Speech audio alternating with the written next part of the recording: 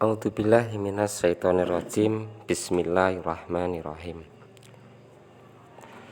Sallallahu ala Muhammad wa ala ali sayyidina Muhammad, amma ba'd. Sebelumnya saya menyampaikan dan minta maaf sebelum kata-kata ini didengar atau dilihat. Saya pribadi minta maaf, bukan diri ini untuk menggurui ataupun apa, tidak. Astagfirullahaladzim.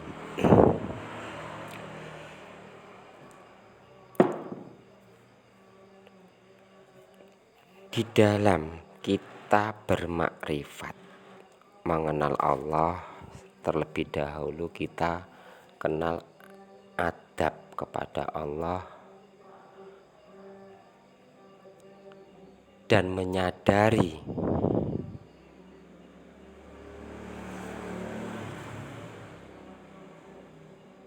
guna dan manfaat di dalam bermakrifat atau di dalam mengenal Allah. Tujuan dari makrifat adalah mengenal untuk mendapatkan cahaya ilahi.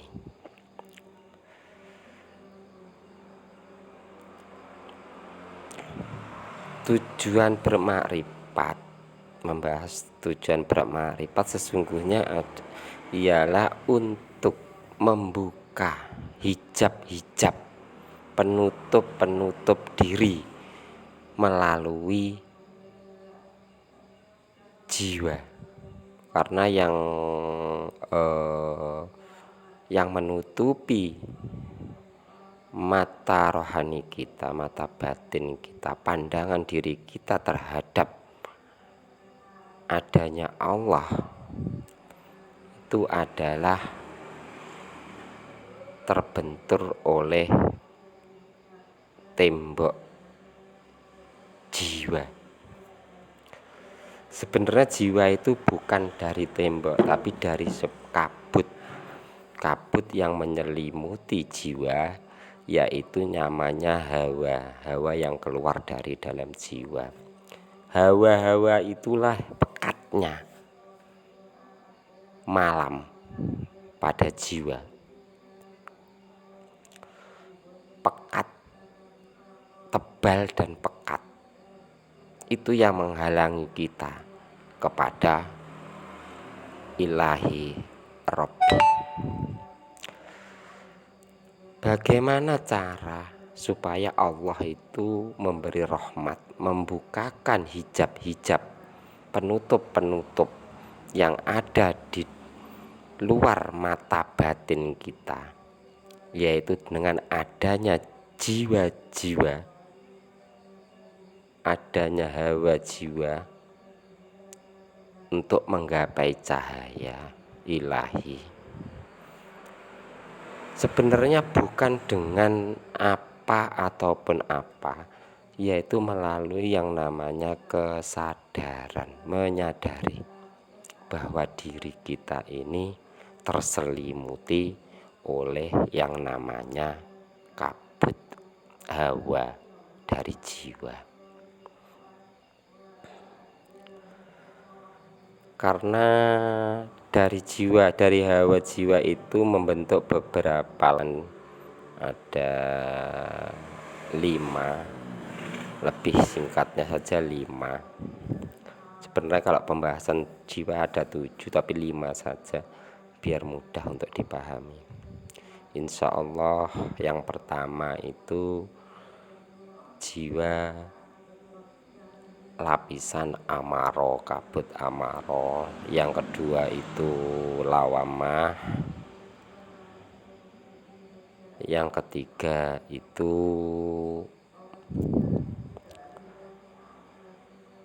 mutmainah. Yang keempat makom rodiyah. Dan yang terakhir insya Allah makom mardiyah. Kabut jiwa itu membentuk awan tebal sebenarnya itu sama seperti kita memandang ke langit.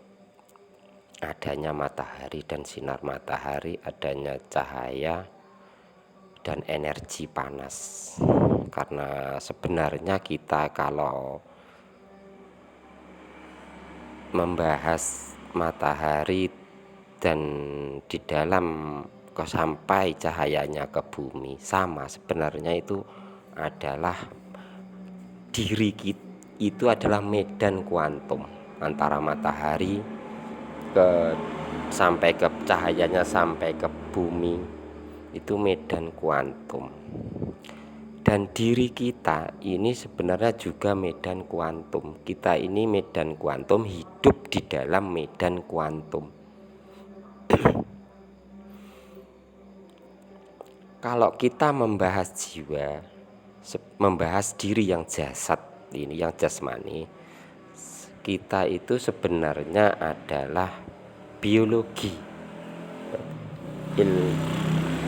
Membahas fisika dengan adanya medan kuantum pada diri. Jiwa itu berada di dalam pekatnya kabut, sehingga menutupi seluruh permukaan bumi, sehingga cahaya ilahi itu tidak tembus ke dalam sampai ke dalam bumi, dasar bumi, karena terhalangi oleh pekatnya jiwa. Makanya di sini kita itu di dalam mengenal Allah yang itu supaya dibukakan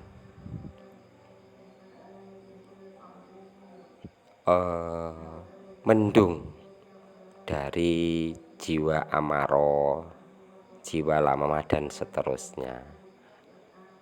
Semakin ke bawah dari dasar itu semakin pekat. Di dalam jiwa lamamah sedikit lebih terang, sama seperti matahari memancar ke dalam bumi.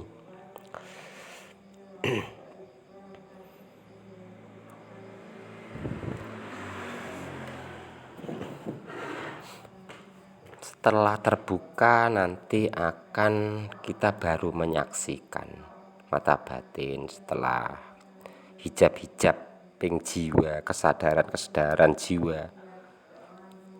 Karena cahaya ilahi, disitulah kita mata batin itu terbuka menyaksi yang namanya Allah.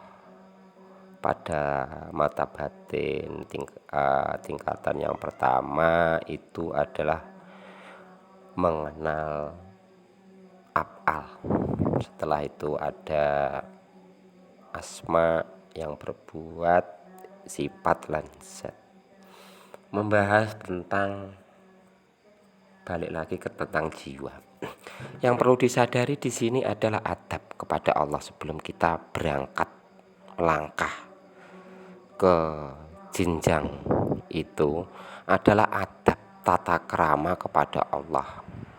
Karena mengenal untuk meminta membukakan hijab itu, sadarilah diri kita ini bukanlah siapa-siapa dan bukanlah apa-apa di hadapan Allah. Kalau ibarat, maaf, bukan diri ini berbicara yang seronok. Ibaratnya diri ini adalah kotoran. Kita itu memandang asal kotoran. Ibaratnya nasi. Kita ini di hadapan Allah, setelah nasi itu masuk ke dalam tubuh biologi, tubuh jasmani, keluar melalui saat kita buang hajat besar, disitulah kita posisi kita. Keluarnya kotorannya itulah diri kita nyatanya di hadapan Allah, kehinaan kita. Dan jalan menuju Allah, kotoran itu memandang asal muasal kotoran, yaitu adanya beras.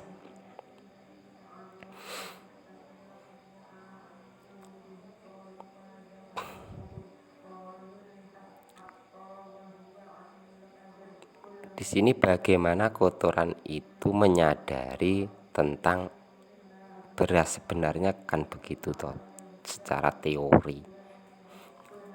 Praktek nyatanya memang demikian. Kita itu menyadari kehinaan diri kita dulu di hadapan Allah, bahwa kita itu tidaklah berilmu, tidaklah kita ini mempunyai apa-apa, bukanlah siapa-siapa. Yang dimaksud di sini adalah diri kita itu tidak merasa siapa-siapa. Kita itu rendah, ta'aluk kepada Zat yang Maha Agung, yang Maha Suci, yang telah menciptakan beras menjadi kotoran.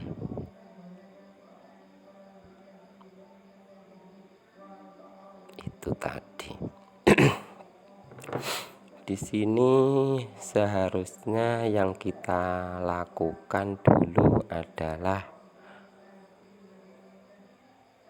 dalam keadaan la haula wala quwata, nol dulu. Jangan merasa diri kita itu siapa-siapa di hadapan Allah. Jangan kita merasa pintar di hadapan Allah sedikit pun. Jangan merasa kita itu berpangkat. Jangan kita itu merasa lebih besar dari orang lain. Itu adalah ria, kesombongan di hadapan Allah. Kalau kita itu berangkat dari situ, tidak menyadari hinanya diri,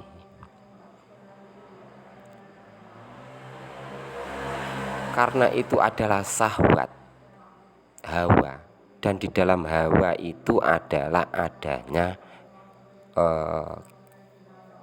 bukan suudon kepada setan maksudnya ya. Berhati-hatilah di situ dengan tipu dayanya. Saat kita itu merasa besar di hadapan Allah, merasa lebih punya sesuatu, itu adalah dari syahwat. Syahwat itu adalah alat bagi setan itu sendiri untuk menumpang di dalam diri kita, lakukan sebuah yang namanya tipu daya.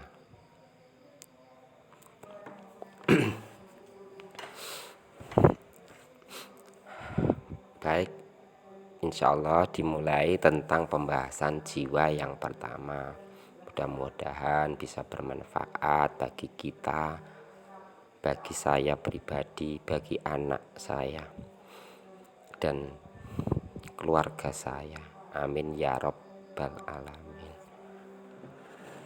Membahas jiwa-jiwa yang pertama, supaya kita itu diridhoi Allah, diberi rahmat. Untuk dibukakan hijab yang pertama itu adalah hijab amaro, jiwa amaro. Di sini ini adalah pekatnya, paling pekat.